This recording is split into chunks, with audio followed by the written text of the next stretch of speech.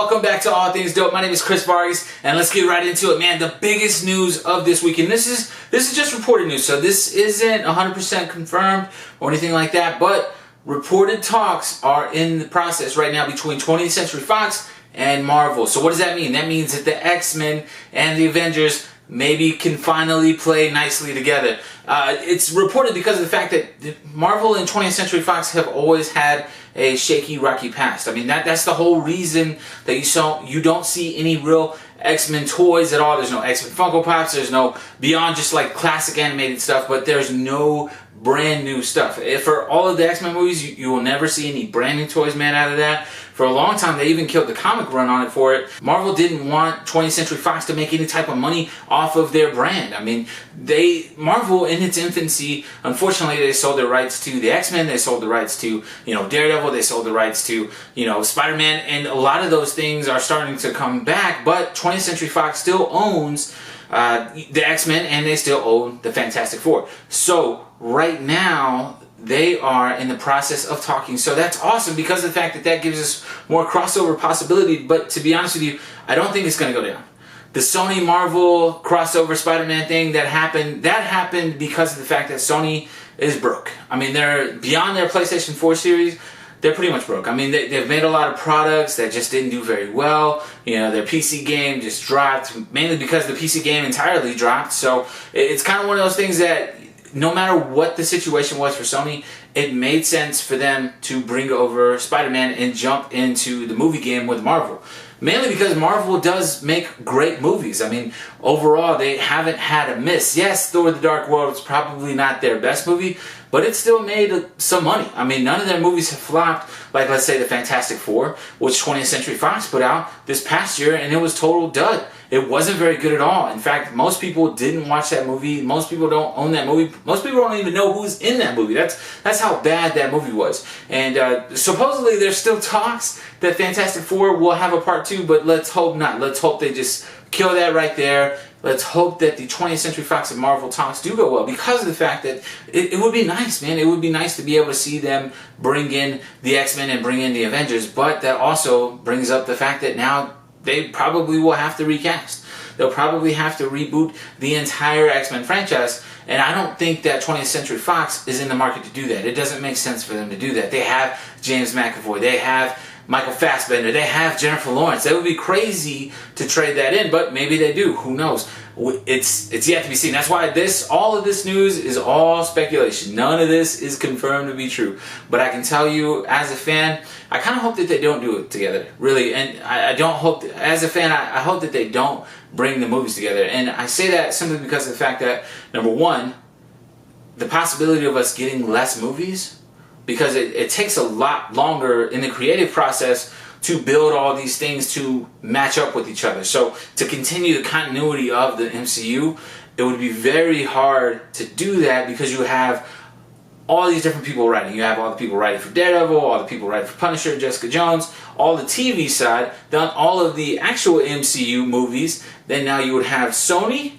and then 20th Century Fox. So you have all of these different things coming and playing together in the same sandbox, which sounds awesome until you actually go through the creative process of making those things happen. I mean, it can be very, very hard, but we'll see. I mean, like I said, it's just talks, and either way, I'm sure we'll get great movies out of it. So either way it goes, I mean, it could end up really great, man. 20th Century Fox has made some great movies. X-Men, Days of Future Past, one of the best X-Men movies of all time. Yes, they didn't stick to the storyline, but they made it their own, and it was dope. So we could grab some great movies out of this deal if it is for sure. But again, it's just talk, so more things to come on that. But speaking of the Marvel crossover, some new set photos from the new Spider-Man movie have been, I guess, leaked. But really, it's just on the other side of the fence, just taking pictures. Really looks cool, though. I really like the way that the pictures looked. I like the way they came out. Obviously, we've seen him in Spider-Man suit already, so that's not new. What is new is being able to see Spider-Man wearing a backpack. That's kind of cool. I've, to my knowledge, never really seen that happen. We've seen him throw his suit in the trash. We've seen him take some pictures and stuff like that.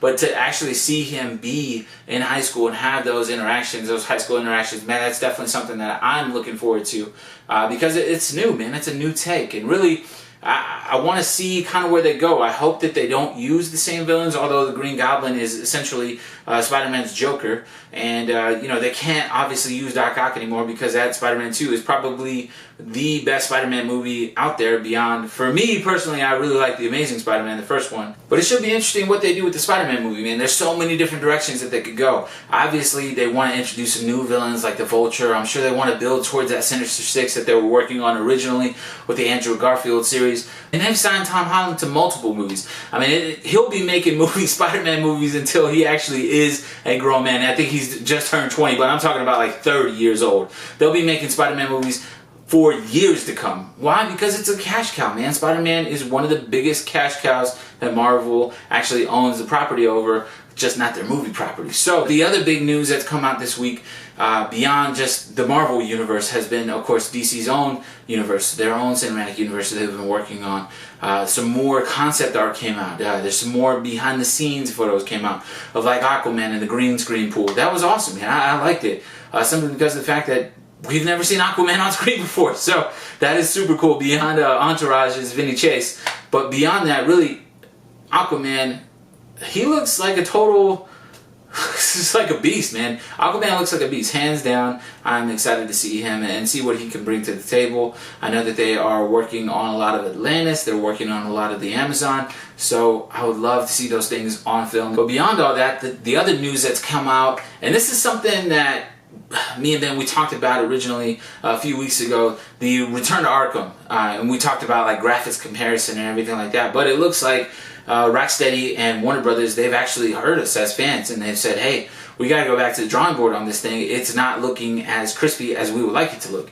And so they have delayed the game indefinitely. So it was originally slated for, I believe, July 26th of this year. It is no longer coming out on that date. They've pushed the release, and I'm sure a lot of that deals with the fact that fans had so much backlash, not only on this game, but of course the PC version of Arkham Knight was a terrible, just unplayable on the PC. And so I'm sure they want to make sure that when this game comes out, not only does it look good, feel good, but it also plays good. And I'm sure there are things that they want to fix. From my understanding, it's been the lighting. The lighting they just can't get right. I mean, you have to think about it. They are taking a game, they are taking two games specifically and running them through a new filter through the Unreal Engine and just hoping for the best. They're not going back in there and retouching up everything, which is what they should have been doing from the first place. But hey, it's a cash cow. Again, that's what a remastered is. They're just trying to rush this out to the consumer so the consumer can spend their cash on it. That's what they want. They want the money. So they're just rushing this thing through.